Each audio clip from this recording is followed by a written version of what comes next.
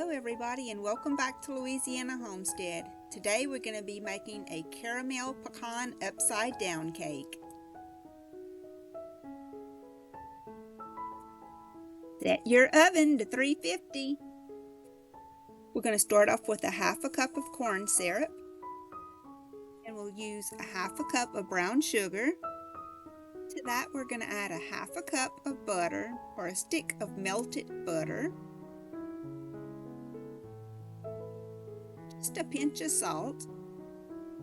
I want to thank all of you for subscribing, and for those of you who haven't, I hope you'll consider it. Here we're going to add in 1.5 cups of broken pecan pieces. You're not going to believe what I put on top of this cake, so stick around to the end. We're going to set this mixture to the side to use in a little while. In a separate bowl, you can combine any light-colored cake mix that you prefer. I'm using an almond-flavored one. To that, I'm going to add a cup of sour cream. This is going to add a remarkable texture to this cake.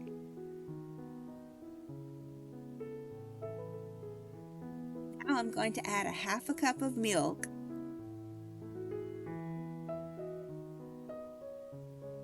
It's time to add the 3 eggs.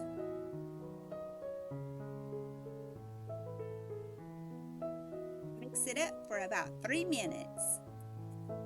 Make sure your Bundt pan is very well oiled and add that lovely mixture that you made earlier right into the bottom of this pan.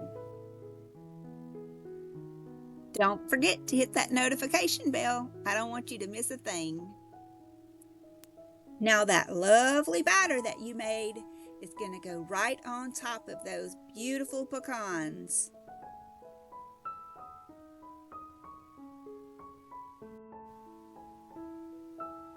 My cake bakes in about 50 minutes. Use a toothpick to check when yours is done.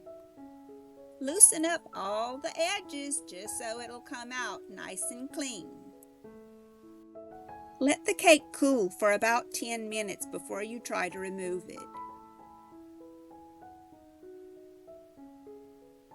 Put the cake onto a plate and let gravity do its job for a few minutes before removing the pan from the cake.